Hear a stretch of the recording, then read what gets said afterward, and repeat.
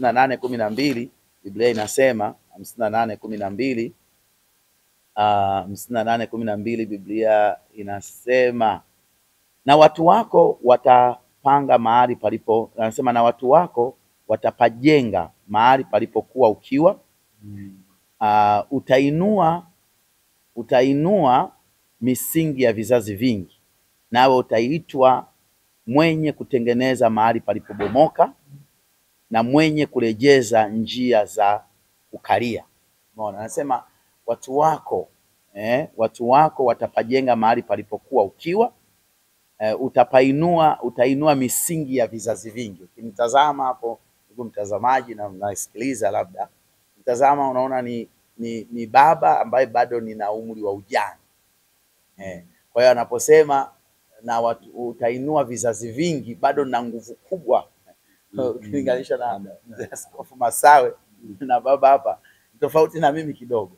Kwa hiyo bado na kazi kubwa ya kuinua vizazi vingi, vizazi vingi kwa ajili ya watu kuweza kupata baraka. Unaona, na huko anasema nawe utaitwa mwenye kutengeneza mahali palipobomoka.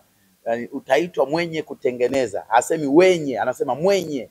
Kwa hiyo mtu mmoja anaweza kutengeneza kila mahali palipobomoka. Kwa hiyo Mungu aniponipa mzigo huu wa kuja mbele yako na kunena kwa ajili ya kile ambacho Mungu anataka kifanyike katika kipindi hiki cha mwaka huu, kwamba atatengeneza mwenye kutengeneza mahali palipobomoka na kuonyesha njia ya kurejesha njia ambayo watu watakaa, yenye kukaliwa na watu. Kwa hiyo tunaona matukio haya ambayo nabii Isaya anayazungumza, na tukikumbuka Isaya ndo aliyetabiri kuzaliwa kwa Kristo. Ilipita karibu miaka 100 ndio Kristo akaja kuzaliwa. Kwa hiyo Isaya alikuwa ni moja ya manabii ambao walikuwa wakitabiri mambo yanatokea, walikuwa wakinena vitu vinatokea, na ni moja wa manabii wakubwa ambao Mungu aliwaamini mpaka kutumia vinywa vyao kutabiri kwa habari ya Kristo kuzaliwa. Na tunakumbuka Isaya alienda kumwambia mfalme Hezekia kwa habari ya kutengeneza, kwamba hakika atafanyaje, atakufa. Lakini baadaye Hezekia akageukia ukutani, akatengeneza, akapewa miaka 15 mingine. Angepuuza angeondoka. Na Mungu akamwambia atakufa. Vile vile tena Mungu akarudia kwa Isaya huyo kumwambia nenda ukamwambia ataishi. Isaya akajiuliza, wewe umeniambia atakufa. Ingekuwa leo ndo leo kizazi cha leo hiki chenye kupotoka, wangesema nabii muongo, mbona haeleweki? Nasema anakufa, hapo baadaye akasema hafi. Hawajui formula ya Mungu. Huyu mtu aligeuka akatubu, Mungu akamsikia. Baada ya kutubu, Mungu akamwambia nabii, hakumwambia yeye, anamrudishia yule ujumbe. Yule aliyetoa ujumbe wa hatari ndio huo anatoa ujumbe wa matumaini. Yule aliyetoa ujumbe wa ubomoaji ndio huo anatoa ujumbe wa ujenzi. Yule aliyetoa ujumbe wa kifo na mauti ndio huo anatoa ujumbe wa uhai na uzima. Kwa hiyo Mungu akamrudia Isaya, akamwambia mwambie mfalme Hezekia kwamba sasa nimesikia. Ndugu waandishi wa habari na Watanzania na wasalimu wote kwa upendo wa Mwenyezi Mungu aliyetupa uhai na afya njema. Awali ya yote, mimi ni mtumishi wa Mungu Askofu Dr. Kennedy Masumbi, kiongozi wa kuombea amani Tanzania chini ya mwamvuli unaitwa Tanzania Itubu, ambayo inajumuisha madhehebu yote, haidiri na dhehebu moja.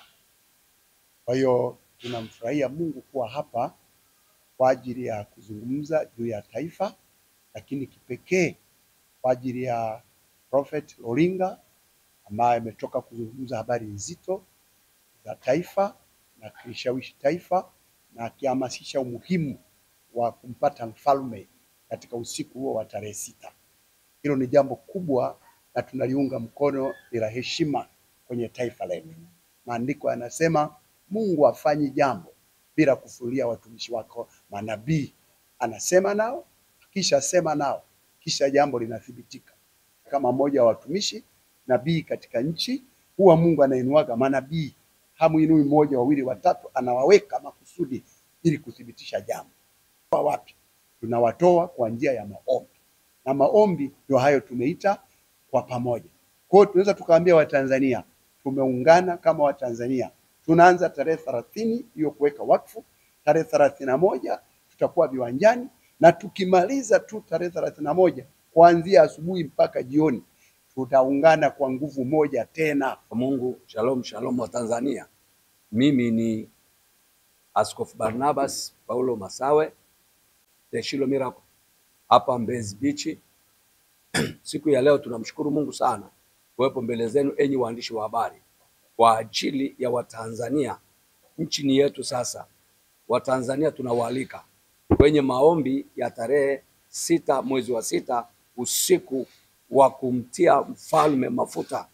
Ni siku ya kipekee sana, na tunaunganika moja kwa moja na Nabii Lolinga mahali hapa. Ni kweli kwamba ni siku ya kipekee sana. Tanzania tunahitaji sasa kusimama kama Watanzania bila kujali dini zetu, madhehebu yetu. Na mahali hapa tuko wachungaji wa madhehebu mbalimbali na makanisa tofauti. Nanyi mtapewa, bisheni nanyi mtafunguliwa. Kila atafutaye uona.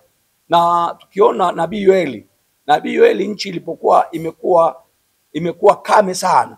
Hakuna mvua na kijani chote kimeliwa na nzige, madumadu, parade. Nabii Yoeli alikusanya wazee na viongozi wa dini ili waje waingie madhabahuni wamlilie Mungu ili nchi iponywe.